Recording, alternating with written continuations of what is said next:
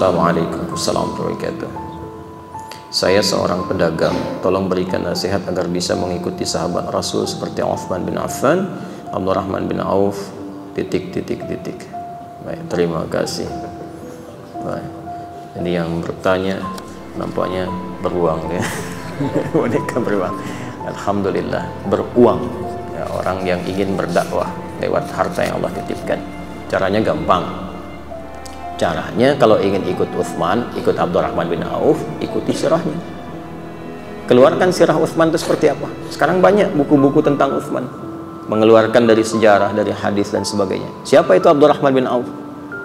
Hal pertama yang mereka berdua lakukan adalah mengamalkan nasihat Nabi terkait membangun hubungan baik dengan Allah.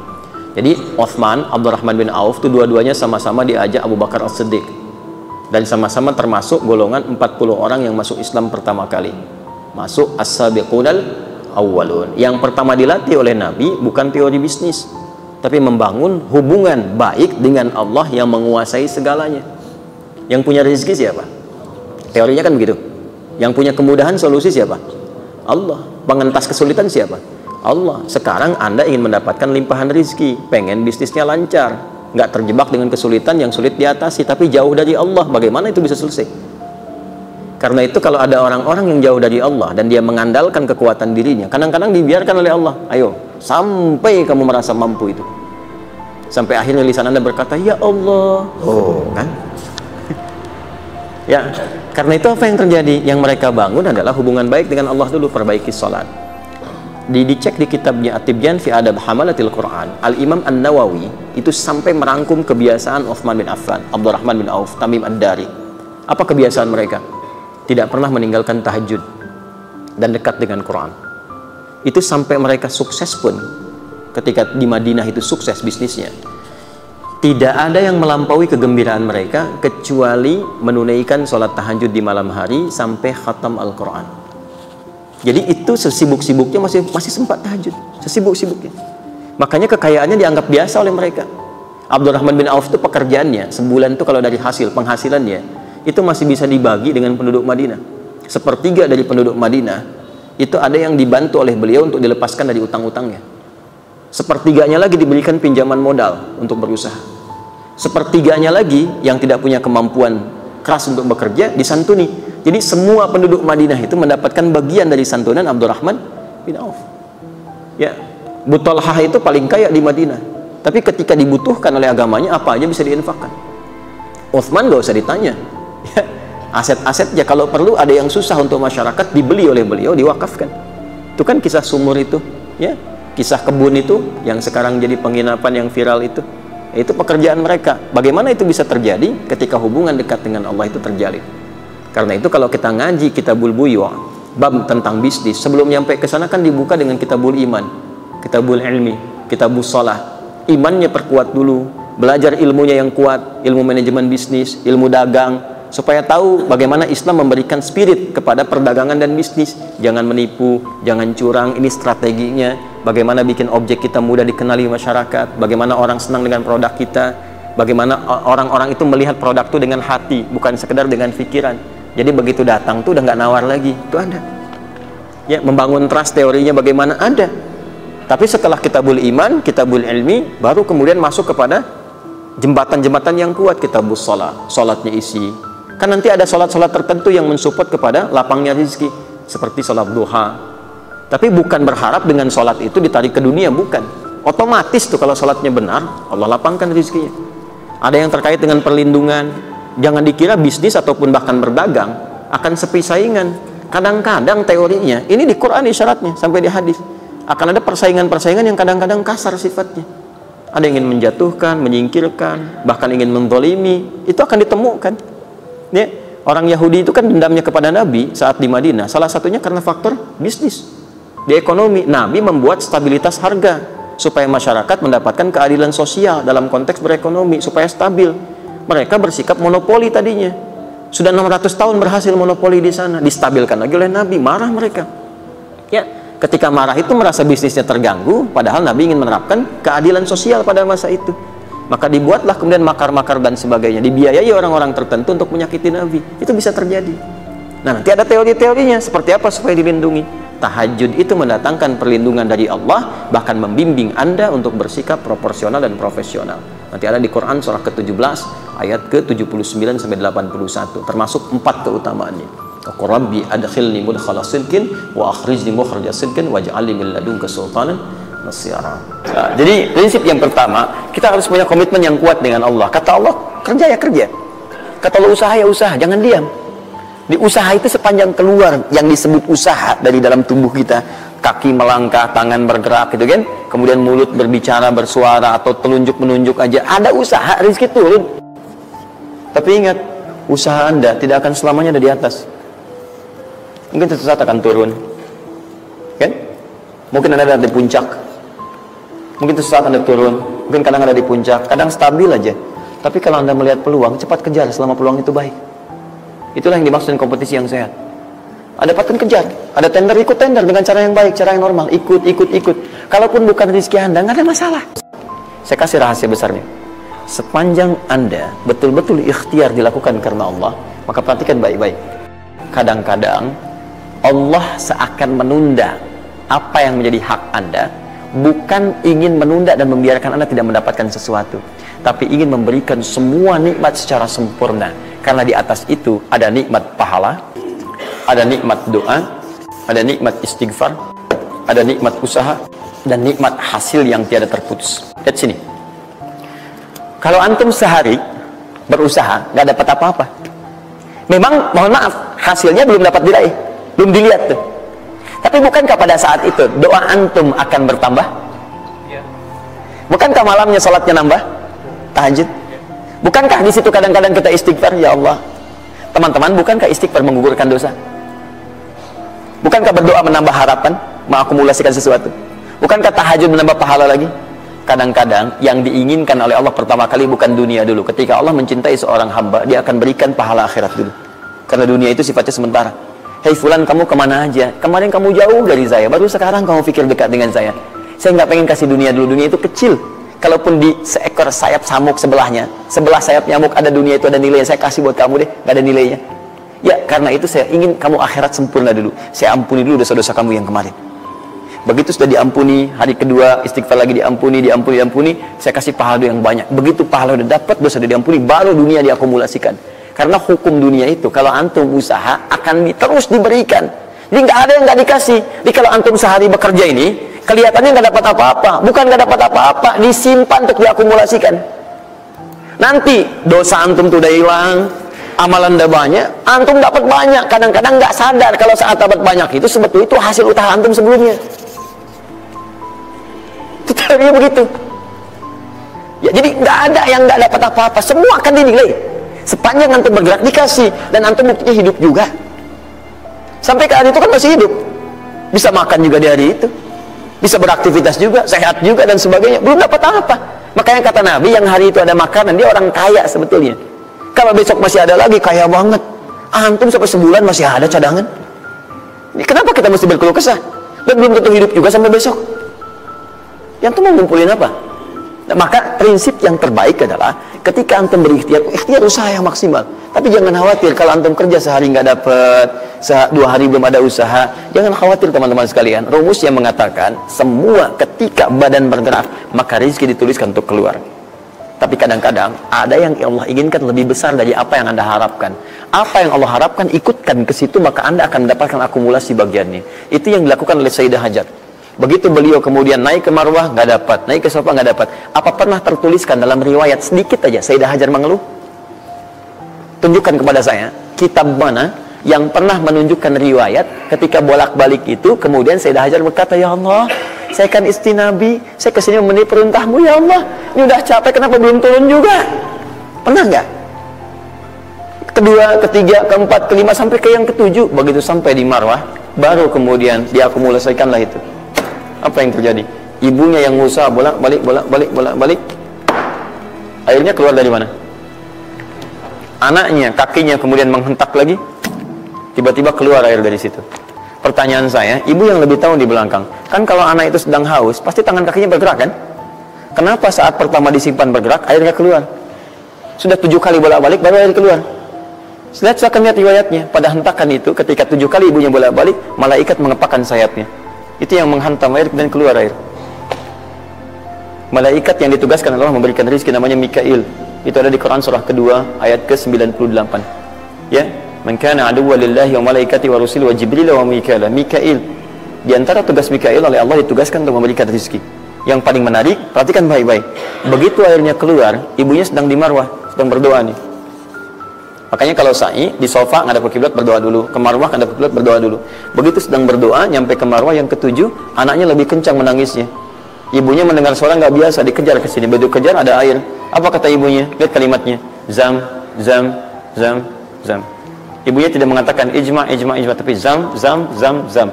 Zam itu artinya kumpul jangan berhenti, kumpul jangan berhenti, kumpul jangan berhenti. Sampai sekarang air itu tidak pernah berhenti. Perhatikan bagaimana akumulasi pekerjaan seorang ibu yang sangat serius menghasilkan rezeki bukan hanya untuk dirinya, untuk anaknya, cucunya, cicitnya, dan berganti generasi sampai kita sekarang.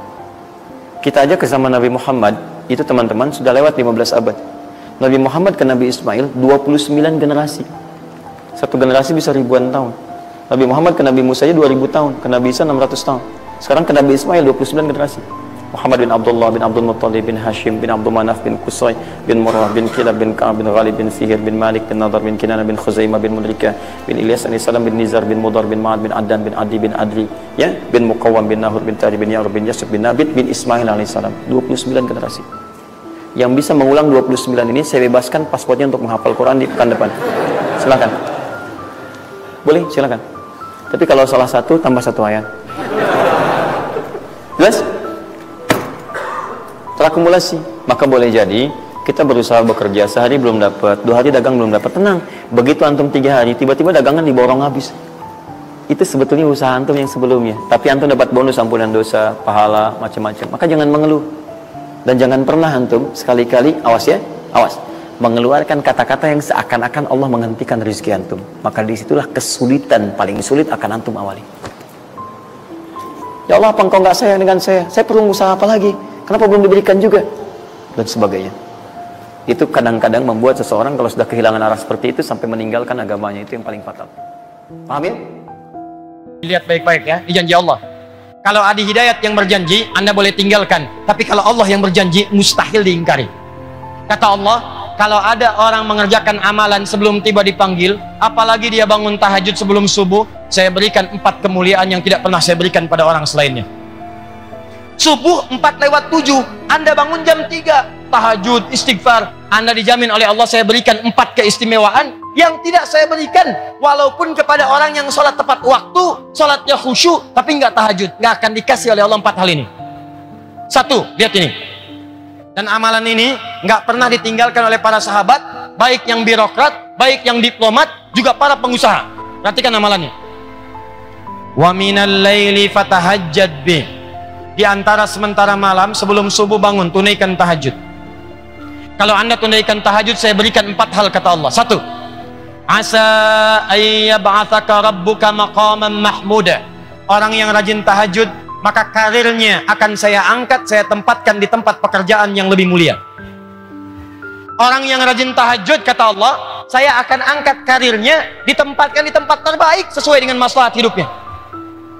Anda nggak usah mengerjakan banyak hal. Karir naik, tidak bayar.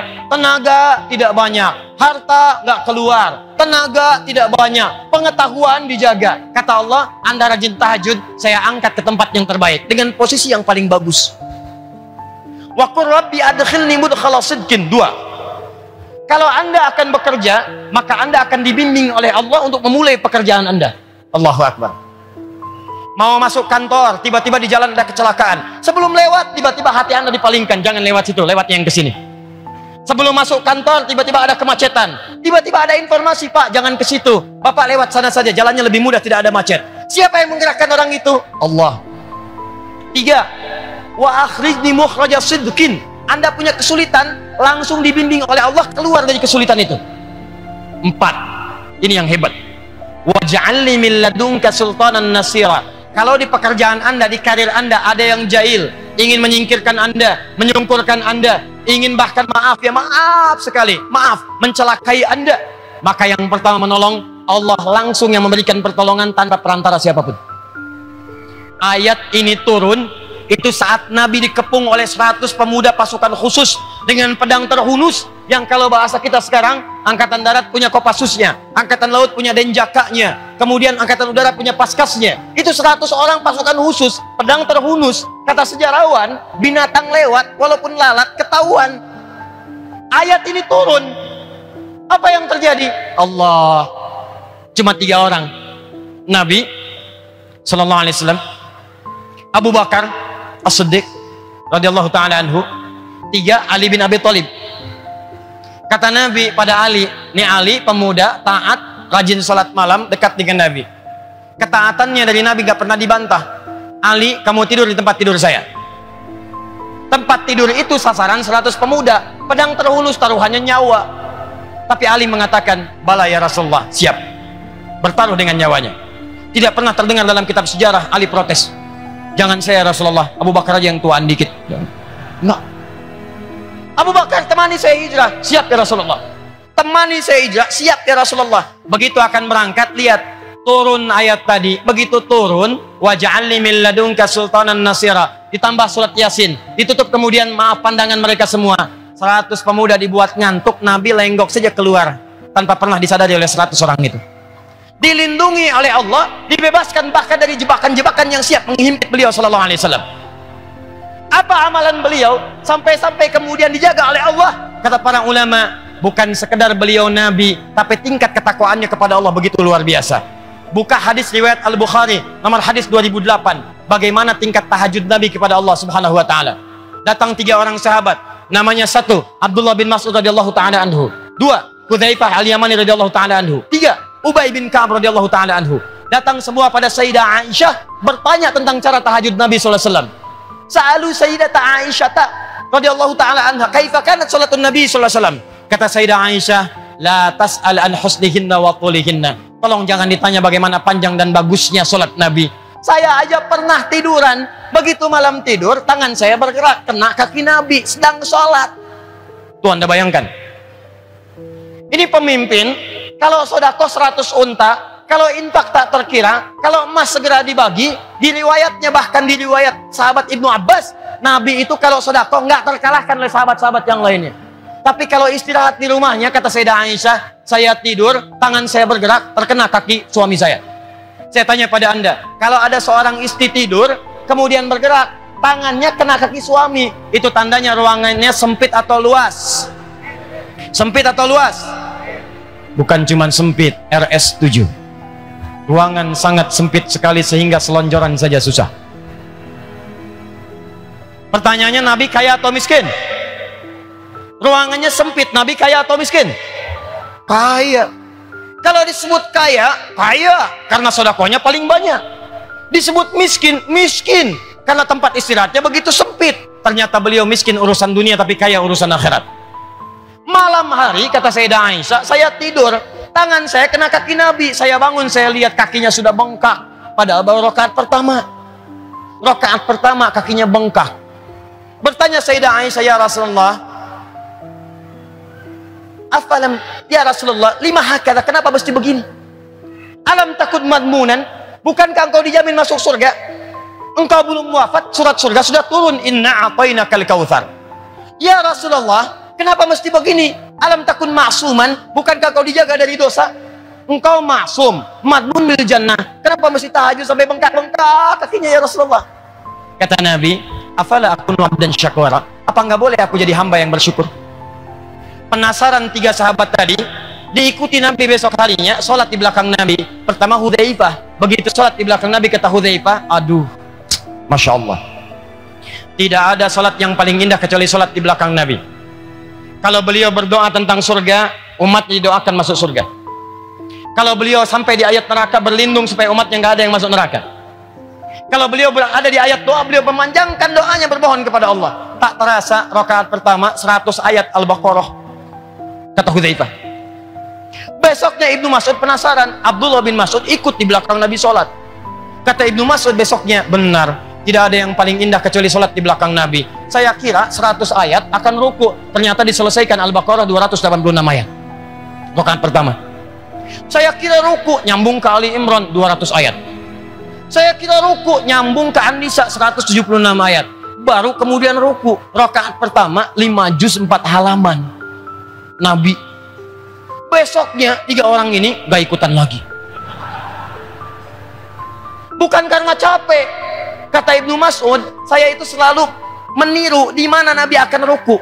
Saya menduga-duga untuk meniru dan mempraktekkan. Kayaknya sekarang ruku, bukan. Kayaknya sekarang bukan. Kayaknya sekarang bukan. Daripada saya banyak menebak, lebih baik saya sholat sendirian aja. Nanti baca kitabnya Imam An-Nawawi itu, ya, di At-Tibyan, halaman 37 paling kanan sebelah atas. Baris 1 sampai 3 tuh disebutkan. Kata Imam An-Nawawi, sepeninggal Nabi, Utsman bin Affan, Tamim Ad-Dari, Abdurrahman bin Auf, orang-orang kaya yang asetnya sekarang masih ada, itu tidak pernah meninggalkan tahajud. Sekali tahajud, khatam Al-Quran dalam tahajudnya. Nah itu Nabi. Bagaimana Nabi dijaga oleh Allah, dibebaskan dari kejaran 100 pemuda tadi, dilindungi oleh Allah, disayang oleh Allah. Apa amalannya? Jangan dikira Nabi yang dijamin surga ini, surganya tingkat tinggi, Firdaus, tidak ada hisab, orangnya al-amin, masuk langsung ke surga. Apa dikira di dunia tidak beramal? Tidak. Tahajudnya sampai bengkak kakinya. Saya tanya pada antum, siapa yang pengen masuk surga Firdaus? Angkat tangan. Yang pengen masuk surga Firdaus, angkat tangan. Dah, turun. Bersama Nabi. Bersama Nabi. Angkat tangan. Ah, turun. Siapa yang pengen ke surga tanpa hisab? Angkat tangan. Ah, turun. Sekarang balik. Siapa yang nggak punya dosa? Angkat tangan. Siapa yang dosanya dikit? Angkat tangan. Siapa yang dosanya banyak? Angkat tangan. Ah, ulang. Siapa yang dosanya banyak? Angkat tangan. Masya Allah. Dah, turun. Siapa yang pengen ke surga Firdaus? Angkat tangan. Ini manusia paling aneh. Pengen ke surga Firdaus, modalnya dosa banyak. Nabi kita aja yang surga Firdaus masuk tanpa hisab, ngerjain tahajud, kaki sampai bengkak. Ente pengen ke surga, yang bangun matanya yang bengkak, kaki biasa-biasa. Di mana logikanya? Ini Pak, Bu, zaman-zaman Nabi tinggal milih mau yang mana. Gitu. Saking ringannya. Cuma mendidik untuk mendapatkan ini, itu pun butuh perjuangan. 13 tahun ditanamkan dulu akarnya dalam jiwa. Fase Mekah. Pindah ke Madinah sampai dekat dengan Allah Subhanahu wa taala. Sehingga orientasi, visinya, cara berpikir mereka, tingkat panjangnya itu sudah bukan dunia lagi, tapi akhirat. Jadi mereka memahami dunia itu untuk bertugas saja, untuk dinas. Kembalinya ke akhirat. Bagaimana memilih aktivitas di dunia dalam berdinas supaya sukses ke akhirat? Maka diturunkanlah kemudian kemuliaan akhiratnya. Ini yang sering saya gambarkan dengan sederhana, menurunkan kurikulum surga ke bumi. Kan sederhana, di Quran kan dijelaskan. Yuk, ngajinya diperbaiki ngajinya. Coba kalau ngaji tematik, turunkan supaya hidup kita itu berarti, terukur. Anda mau ke surga, mau surga yang mana? Kan ragamnya banyak, surga dengan Nabi ada, taman surga ada, seluas langit dan bumi ada. Ya, surga yang kelas biasa ada, sebiasa-biasanya surga juga. Ya, nikmatnya luar biasa. Dibagi 4, dari 4 diurutkan lagi. Ada yang Firdaus, ada yang Aden. Pintunya ada 8 amalan. Ada pintu Ar-Rayyan untuk yang puasa, pintu tahajud, pintu sedekah. Jadi ketika mereka menurunkan kurikulum ini, dijadikan passion di bumi. Contoh, ada surga seluas langit dan bumi. Ya, Quran surah ketiga Ali Imran ayat 133 sampai 134. Wasari'u ila maghfiratin min rabbikum. Wasari'u ila maghfiratin min rabbikum wa jannatin 'arduha as-samawati wal ardu u'iddat lil muttaqin. Bergegas Anda koreksi diri, introspeksi, evaluasi, dan berharap nanti saat pulang ke akhirat punya rumah di surga seluas langit dan bumi. Disediakan bagi orang takwa. Apa amalannya? Ayat 134-nya ternyata amalan harta yang duluan. Alladzina yunfiquna fis sarai wadh-dharra. Yang gemar berinfak, infak. Ternyata infak itu bisa umum luas. Ya, nafkah ke suami, suami ke istri disebut infak. Awas Bu, nafkah itu singkatan dari infak. Dalilnya Quran surah keempat An-Nisa ayat 34. Ar-rijalu qawwamuna 'alan nisa bima faddalallahu ba'dahum 'ala ba'din wa bima anfaqu min amwalihim. Pemberian pada orang tua, kerabat, saudara disebut infak. Quran surah kedua ayat 215. Yas'alunaka madza yunfiqun qul ma anfaqtum min khairin falil walidain wal aqrabin wal yatama wal masakin wabnis sabil. Ya. Pemberian jenis sedekah cirinya infak. Ya. Dalilnya apa? Quran surah Al-Baqarah ayat 264. Ya ayyuhalladzina amanu la tubtilu shadaqatikum bil manni wal adza kalladzi yunfiqu malahu ria'an nas. Dari sini muncul zakat. Zakat disebut sedekah. Quran surah 9 ayat ke-60. Innamas shadaqatu lil fuqara wal masakin wal 'amilina 'alaiha wal mu'allafati qulubuhum wa fir riqab wal gharimin wa fi sabilillah wa ibnis sabil. 8 golongan. Ini orientasinya kalau ingin mendapatkan surga, dengan surga yang indah, rumahnya luas, mewah, seluas langit dan bumi, silahkan ambil passionnya dengan harta. Makanya banyak orang kemudian, beberapa kalangan sahabat Nabi berusaha dengan passionnya. Ilmunya di sini, punya manajemen, bisnis, passionnya di ekonomi, dagang dia. Orientasinya apa? Supaya bisa mendapatkan surga tadi, diturunkan ke bumi kurikulumnya. Begitu diturunkan, maka dia ambil passion harta. Dia keluarkan bab bisnis dalam Al-Quran. Gimana cara bisnis yang baik? Ya, dia ikuti petunjuk Nabi. Jauhi ini, lakukan ini, tinggalkan riba, jauhi korupsi, jauhi kolusi, jauhi macam-macam, tinggalkan yang ini. Ini yang berkah, ini yang tidak. Keluarkan semua. Jadi passion kehidupan. Hasilnya bagaimana? Muncullah seperti Abdurrahman bin Auf. Modal cuman pakaian. Modal pakaian Pak saat hijrah ke Madinah. Tiba-tiba 3 bulan saja dia orang kaya, nomor 3 di Madinah. Setahun kapaknya terbuat dari emas.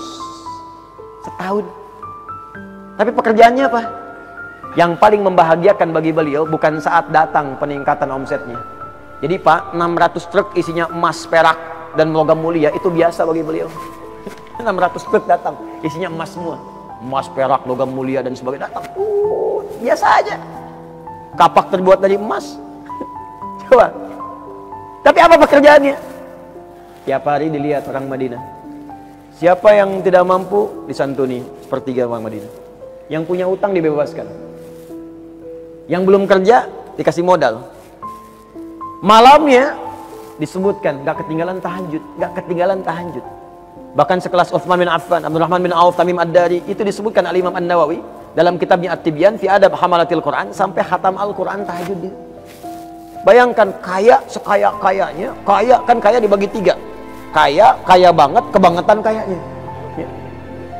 Ini udah kebangetan kayanya masih tahajud juga. Yang sekarang apa? Sekaya-kayanya lihat kapaknya masih dari emas gak? Mungkin minyak kayu putih cap kapak aja nggak punya. Tapi ya orientasinya ini, makanya kenikmatannya itu saat ibadah. Jadi kata Nabi itu kaya itu biasa bagi umatku, biasa. Jadi biasa aja. Pertanyaannya, apakah Bilal cemburu? Tidak. Apakah Ali cemburu? Tidak. Karena Bilal mengejar yang lain. Jadi begitu yang kaya-kaya tadi melihat, misal Quran surah ke-28 ayat 77. Wabtaghi fima ataqallahu daral akhirah wala tansa nasibaka minad dunya. Hei, hartamu pakai untuk cari akhirat, tapi jangan lupakan duniamu. Gaya silahkan. Dengan niat ibadah. Silahkan kaya sekaya-kayanya. Subuhan pakai Ferrari, duhur Lamborghini, asal pakai Pajero, ini silahkan aja, gak ada masalah. Ya. Mau ke Mekah pakai private jet, gak ada masalah, silahkan. Tapi orientasinya akhirat. Tahajud tetap jalan, biasa aja gitu. Ya. Silahkan, maksimalkan. Tapi tujuan utamanya apa? Ibadah. Apakah Bilal cemburu? Tidak, karena saya pengen carinya dengan tenaga. Saya nggak pengen capek kerja, saya pengen adzan aja. Masuk surga juga. Ya, ketemunya di surga juga. Ente pakai harta, pakai disibuk 24 jam nyari gini ibadah. Saya adzan doang, surga juga. Allahu Akbar, Allahu Akbar. Kata Nabi, aku mendengar terumpahnya Bilal di surga. Garansi adzan. Kalau cuma nggak bisa adzan ke surga, ngapain saya seperti Anda katanya. Tapi kan passionnya beda-beda, lain-lain. Ali cari dengan ilmu, karena Allah wajah. Bilal udah adzan, saya ke masjid saingan udah ada yang adzan. Yang kaya sudah ada, saya cari dengan pengetahuan. Maka Ali fokus kepada pengetahuan. Diikuti setelahnya dengan Abu Hurairah tuh, ada Salman Al-Farisi dan sebagainya. Pengetahuan, ilmu. Makanya dikenal Ali itu termasuk sahabat yang jenius, Pak. Jadi ada Umar bin Khattab radhiyallahu taala anhu, Ali bin Abi Thalib, ya Amr bin As, termasuk Khalid bin Walid itu jenius. Ada kitab namanya Kitab Al-Jawahir, karangan Syekh Tantawi Al-Jauhari. Coba buka bab yang terakhir, jilid yang terakhir. itu jilid paling terakhir itu suka ada teka-teki gitu. Ya, teka-tekinya bukan teka-teki silang kayak yang sekarang isi kotak sekian, ini kolom sekian, miring kanan, miring atas, silang gini, tidak, bukan. Itu permainan matematika, tapi menggunakan Al-Quran dan diinspirasi dari kisah nyata. Ternyata sahabat Ali bin Abi Thalib karramahullah wajah, menantu Nabi yang paling mulia ini, itu termasuk juga ahli matematika. Tuh. Ahli tafsir iya, ahli hadis iya, balaghah paling fasih, sampai punya sekarang kitab namanya Nahjul Balaghah. Tulis Nahjul Balaghah untuk menunjukkan kefasihan sahabat Ali bin Abi Thalib. Ternyata itu pakar matematika. Dan sering saya kisahkan ini, sudah seorang mengadu kepada kepada Ali bin Abi Thalib, mengadukan istrinya. Ya Amirul Mukminin, istri saya selingkuh. Istrinya protes, tidak ya Amirul Mukminin, saya tidak. Selingkuh, tidak. Ditanya, kamu selingkuh? Tidak. Bersumpah mau? Saya bersumpah. Kamu dari mana tahu ya? Ada saksi? Tidak. Dari mana bisa katakan selingkuh? Masa 6 bulan sudah lahiran? Orang normal 9 bulan, dia 6 bulan katanya. Kata Ali, senyum, Ali ketawa. Apakah engkau tidak baca firman Allah Subhanahu wa ta'ala? Dibacakanlah Quran surah 46 itu, Al-Ahqaf ayat 15. Ya, sampai kepada kalimat wa hamluhu wa fisaluhu 30 syahra. Mengandung dan menyapihnya. Menyapih itu memberikan ASI sampai disapih selesai, itu 30 bulan. Terus kenapa? Apa engkau juga nggak baca firman Allah di Quran surah 31, Luqman, ayat yang ke-14 itu? Ya, wasainal insana biwalidayhi hamalathu ummuhu wahnan ala wahn wa fisaluhu fi amain. Seorang ibu itu mengandungnya luar biasa sulit, berat, sampai menyapihnya aja butuh 2 tahun. Ente nggak baca di Al-Ahqaf disebutkan ayat 15, mengandung, menyusui sampai disapi itu 30 bulan. Menyusui, menyapih saja di Luqman 2 tahun, 2 tahun kan 4 bulan. Kalau 30 dikali 24 bukan kan 6 bulan. Itu namanya prematur, Cepi. Ya, kalau masih hidup sekarang mungkin begitulah. Itu namanya kelahiran prematur. Istilahkan begitu. Itu orang dulu begitu, Pak. Jago-jagoan lah. Ada yang logika, ada yang macam-macam. Ada yang liberal, yang sejago-jagonya liberal zaman dulu tuh langsung sama anak kecil kalahnya. Sama anak kecil. Tokoh liberal nantangin para ulama sekota. Ya, merasa paling hebat, sama anak kecil dipanggil. Apa masalahnya katanya? Kamu yang mau lawan saya, kamu masih kecil ya. Masalahnya apa? Disebutkanlah, di mana keadilan Allah? Setan diciptakan dari api, dibalikin lagi ke api, enak dong katanya. Kita kan dari tanah dibalikin ke api. Apa-apa katanya, supaya mendekat, begitu mendekat ditampar. Wah, wih katanya, kan kurang ngajar kamu. Apa yang kurang ngajar? Sakit emang, sakit. Kok bisa sakit? Pipi kamu kan dari kulit, tangan saya dari kulit, kan sama-sama kulit. Kalau kulit dengan kulit saja bisa sakit, bagaimana setan dari api dengan neraka dari api dengan kadar yang berbeda? Siapa anak kecil itu? Nu'man bin Thabit, dikenal dengan Abu Hanifah, yang wafat tahun 150 Hijrah. Ini hebat-hebat, Pak. Apa rahasia mereka? Mengamalkan hadis Nabi SAW. Makanya zaman Nabi yang jadi birokrat ada, diplomat ada, Amr bin As, Umar bin Khattab. Ya, tapi mohon maaf, ilmu masih tinggi, jenius juga ilmunya. Ditanya apa aja bisa jawab, hadis paham, Quran hafal, tahajud jalan. Jadi Anda silahkan mau jadi apapun yang baik-baik. Diplomat silahkan, birokrat silahkan, jadi pejabat silahkan. Tapi jadi yang baik, Pak. Sekarang kita butuh orang baik. Jadi profesor ilmuwan silahkan jadi yang baik. Karena kalau yang baiknya itu hilang, maka apa yang didapatkan jadi maksiat, jadi madorot nantinya, celaka. Tenaga silakan untuk digunakan pada yang baik-baik, mulia kok. Asal kita mau mengejar ini, surga.